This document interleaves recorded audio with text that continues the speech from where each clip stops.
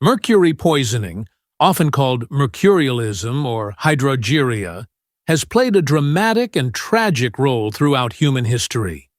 Because mercury was once prized for its seemingly miraculous properties, its liquid state, metallic luster, and chemical reactivity, it found its way into medicine, cosmetics, industry, and art, often with deadly results.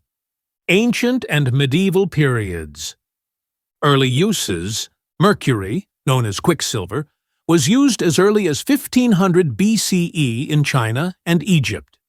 It appeared in alchemical texts and was considered a mystical substance capable of transmuting base metals into gold.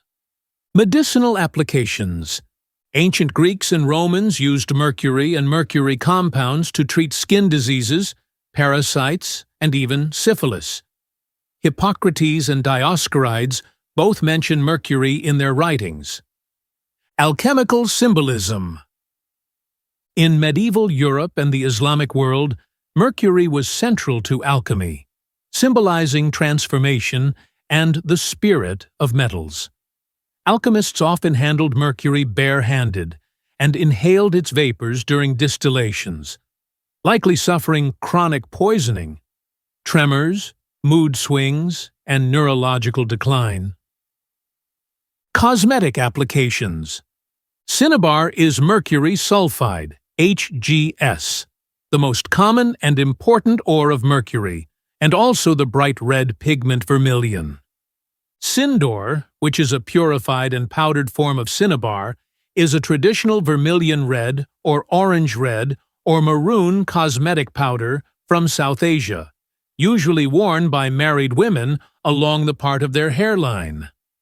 In Hindu communities, the sindoor is considered auspicious and is a visual marker of the marital status of a woman, and ceasing to wear it usually implies widowhood.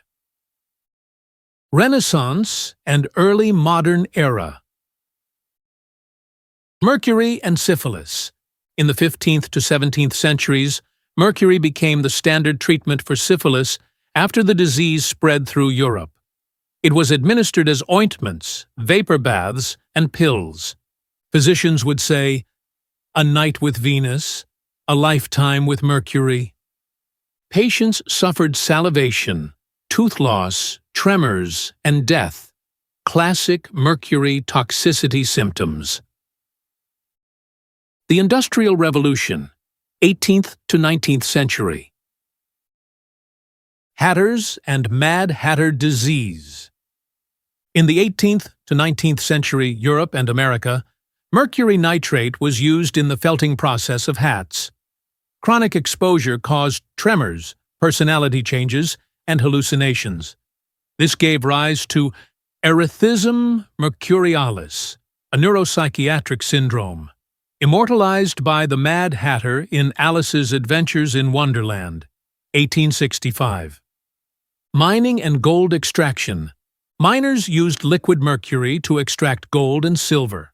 Amalgamation. In Spanish colonial Latin America, miners in Peru and Mexico, many of them indigenous, suffered mass poisoning from mercury used in the patio process. The mercury for these mines often came from Almaden, Spain, and Huancavelica, Peru, two of the most toxic sites in pre-modern history. Scientific uses. Mercury was essential in barometers, thermometers, and laboratory instruments. Many scientists, including Isaac Newton, suffered from mercury exposure, showing signs of depression, irritability, and mental decline in later years. 20th century industrial disasters and awareness. Minamata disease, Japan, 1950s, 1970s.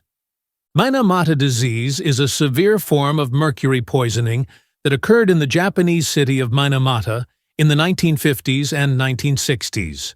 It was caused by the release of industrial waste containing methylmercury into Minamata Bay, which contaminated the local seafood. Madison and Ontario cases.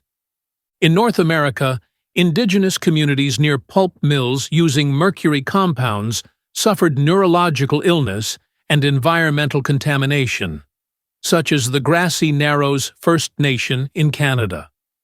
Medical and cosmetic exposure.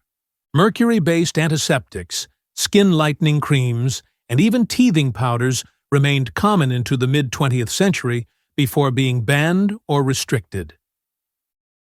Modern era, late 20th, 21st century. Dimethylmercury had long been known to be toxic. Like other organic mercury compounds, it is easily absorbed by the body, even through the skin. In the body, it is converted to methylmercury and binds to proteins and peptides, allowing the heavy metal to travel across the blood-brain barrier. Once in the brain, methylmercury interferes with the processes that protect neurons from oxidation, and it stimulates an immune response that attacks proteins key to brain function. On August 14, 1996, Professor Karen Wetterhahn at Dartmouth College was working in a fume hood in her research group's lab. She was transferring dimethylmercury from a sealed glass ampule into an NMR tube. A material safety data sheet for dimethylmercury found in Wetterhahn's lab recommended wearing rubber gloves. So when a few drops slipped from the pipette she was holding in one hand onto the back of her other hand, they landed on latex, the standard lab glove material at the time. It was 5 full months before the consequences of that spill became apparent.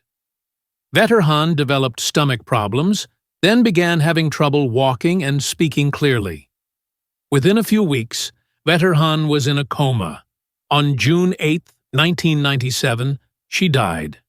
She was 48 years old. Regulatory measures. Growing awareness of mercury's danger led to international treaties like the Minamata Convention on Mercury, 2013, which aims to phase out mercury use and emissions globally. Dental amalgams debate. Silver mercury dental fillings remain controversial, though studies show they release only small, generally safe amounts of mercury vapor. Artisanal gold mining today.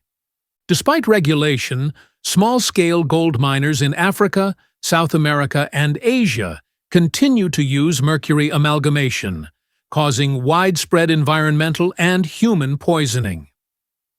Cultural residues. Mercury remains in some traditional medicines, cosmetics, and rituals worldwide, showing how deep its legacy still runs.